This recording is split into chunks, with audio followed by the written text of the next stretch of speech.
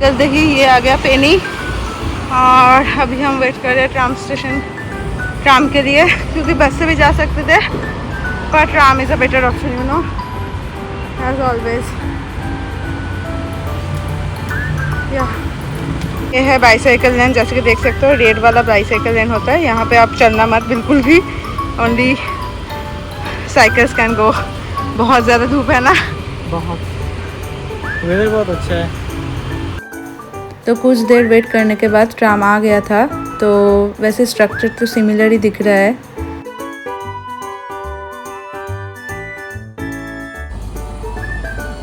तो कुछ देर चलने के बाद हम पहुंच गए थे डोम साइड। ये सिटी सेंटर है ब्रेमेन का, आप देख सकते हो। हाय गाइस, सो जैसे कि आप लोगों को पता है कि हम ब्रेमेन आए हुए हैं, और जिन लोगों को नहीं पता है तो हम बताना चाहते हैं कि हम ब्रेमेन कुछ दिनों के लिए घूमने आए हैं। इधर वॉल्स के ऊपर बहुत सारे ऐसे ओल्ड पेंटिंग्स था which was really interesting and beautiful.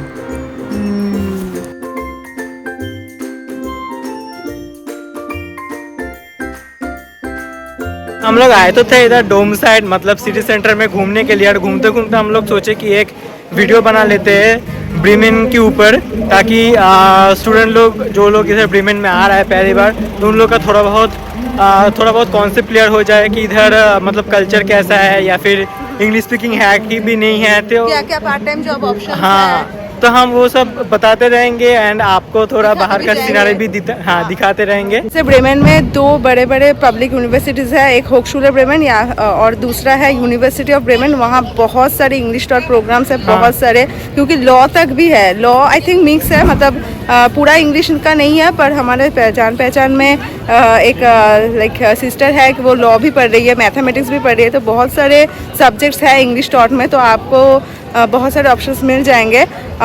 फिर आर्ट एंड म्यूज़िक यूनिवर्सिटीज़ भी है, तो इसलिए ब्रेमेन बहुत स्टूडेंट में फेमस है ये जगह। एंड उसके ऊपर तो गया चलो पब्लिक यूनिवर्सिटी का बात, अब इधर ना बहुत सारे प्राइवेट यूनिवर्सिटीज़ भी है, मतलब जो लोग पढ़ना चाहता है प्राइवेट में तो वो लोग प्राइवेट में भी पढ़ सकता है, तो उसमें कोई इशू नहीं है।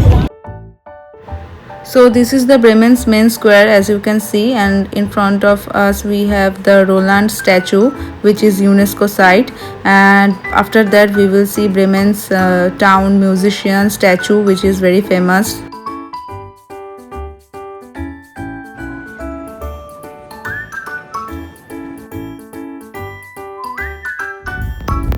So this is the famous Bremen town musician statue. तो पहला बात तो मैं ये बोलना चाहता हूँ कि ट्रांसपोर्टेशन ना ब्रेमेन का बहुत ही अच्छा है, मतलब कोना कोना तक ट्राम बस सब कुछ जाता है, और मतलब ट्राम इधर बहुत फ्रीक्वेंट है, फिर बस भी इधर बहुत फ्रीक्वेंट है सब। जस्ट फॉर एन एग्जांपल, अगर आपको एक स्टॉपेज जाना है, एक स्टॉपेज का नाम है कुछ XYZ ऐसा कुछ, उधर जाने के लिए एक बस एक ट्राम तो मतलब रेगुलर रहेगा ही, आप जिधर से आप आना चाहते हो। तो इधर कनेक्टिविटी बहुत ही अच्छा है, जो मतलब एज अ स्टूडेंट पहला ना बहुत ईजी हो जाता है, ठीक है। जो बहुत सारे शहर में मतलब छोटा या फिर मीडियम जो शहर है उधर ना नहीं मिलता है ऐसा, लेकिन हाँ ब्रेमेन में तो आप इधर इसका फैसिलिटी पूरा है एकदम ट्रांसपोर्टेशन का, जो स्टूडेंट के लिए बहुत ईजी हो जाता है। नेक्स्ट पॉइंट आ जाता है पार्ट टाइम, क्योंकि सभी स्टूडेंट जब आते हैं ये ज़रूर सोचते हैं कि उस सिटी में उनको पार्ट टाइम जॉब या फिर मिनी जॉब या फिर ऑड जॉब या कुछ भी मतलब वर्क स्टूडेंट जॉब मिलेगा कि नहीं।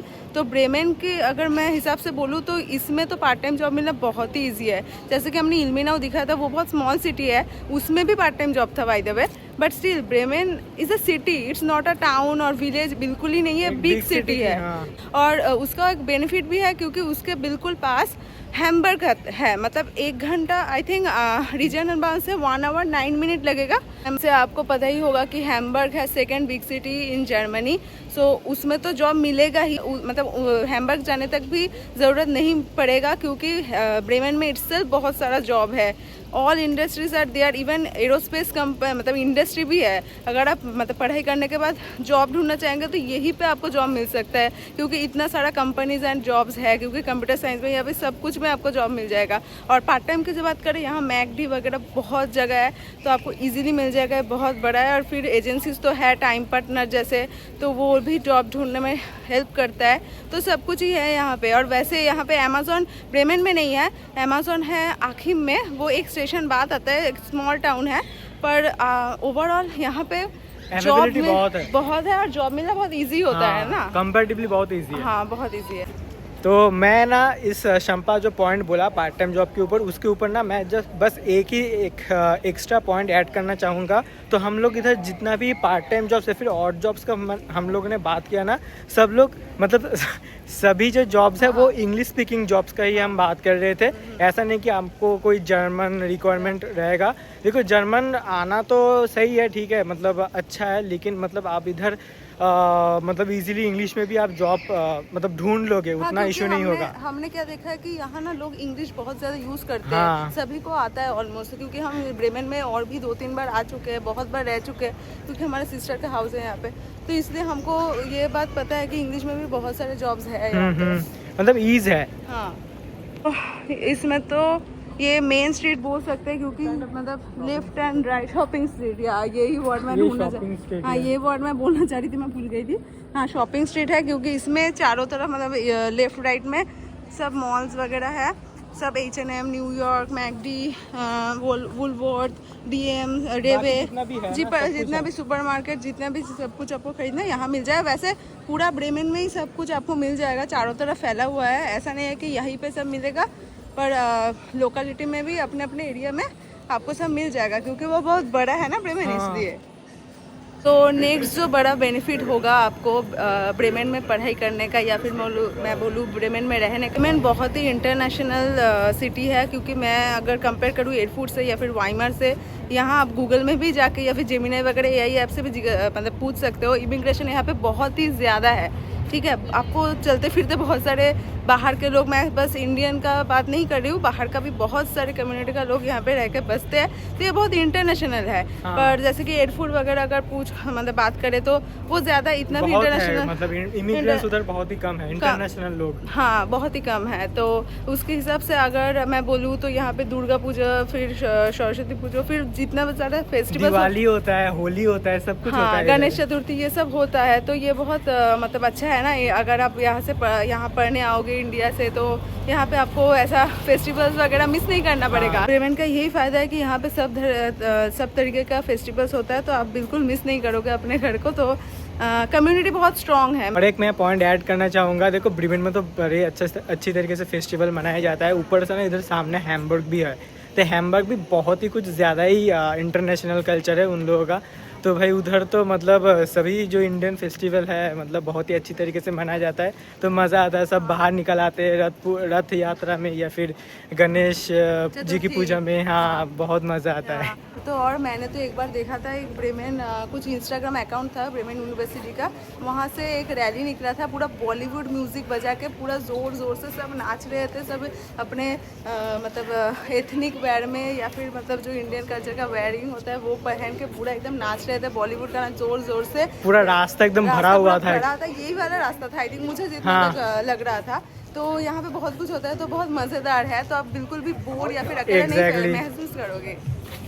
और दूसरा जो फ़ायदा होता है ना कि बहुत ज़्यादा अपने कम्युनिटी में मतलब मिलने जुलने का, वो क्या होता है, बहुत सारे लोगों को मैंने ऐसा देखा है कि नेटवर्किंग से जॉब मिल रहा है, फुल टाइम जॉब वगैरह भी नेटवर्किंग से सिर्फ मिल रहा है, ठीक है। तो ये बहुत फ़ायदा रहता है, क्योंकि आप अपने कम्युनिटी में मिलोगे, वो लोग बहुत सीनियर वगैरह रहेगा, तो आपको रिकमेंडेशन इजीली मिल जाएगा। तो जॉब भी तो ऐसे ही मैं बोल ही रहा था कि यहाँ पे कंप्यूटर साइंस या फिर एरोस्पेस इंजीनियरिंग का भी स्कोप है, तो जॉब आपको इजीली मिल सकता है। तो ये भी एक फायदा रहता है, मतलब पार्ट टाइम भी आपको मिल सकता है इजीली, रिकमेंडेशन से, हाँ, फुल टाइम भी मिल जाता है रिकमेंडेशन से। क्योंकि तो ब्रेमेन का और एक भी पॉजिटिव पॉइंट है, तो वो पॉजिटिव पॉइंट है कि इधर जो ग्रॉसरी शॉप्स है ना, वो रात को 11 बजे तक खुला रहता है। मतलब सोच सकते हो पिछले दिन क्या हुआ था, हम लोगों का कुछ ग्रॉसरी लेना था, तो हम भूल चुके थे, मतलब रात में हम लोग को देखा कि किचन में वो सब सामान नहीं है, तो हम लोग मतलब नॉर्मली गूगल पे चेक किया तो रेवे कितने तक खुला रहता है, देखा कि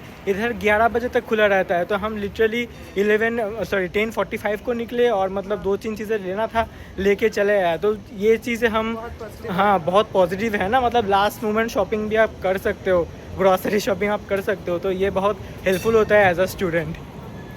और और ये बिल्कुल भी ये मत सोचना कि ये सब सिटी में एक ही लाइक रूल होता है, ऐसा नहीं है। जैसे कि एयरपोर्ट में एक ही जो सिटी सेंटर में डेवे है वो 10 बजे तक खुला रहता है, पर ऐसा नहीं है कि सब जगह का डेवे ऐसे होता है। पर यहाँ पे बहुत जगह का टाइमिंग ज़्यादा टाइम तक खुला रहता है, तो ये बहुत अच्छा होता है क्योंकि काम के बाद आप थोड़ा रेस्ट करेंगे फिर जाएंगे। ऐसे जल्दबाजी नहीं रहेगा कि 8 बजे बंद हो जाएगा, जल्दी जल्दी चलो। तो इसका एक बेनिफिट तो होता है, वो लॉन्ग टर्म में आपको पता चलेगा।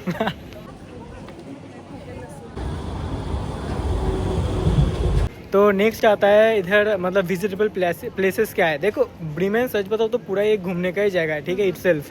क्योंकि इधर जब आप आओगे तो इधर पहले बात है कि कल्चर बहुत इंटरनेशनल है, तो वो आपको एक्सप्लोर करने में ही टाइम लग जाएगा।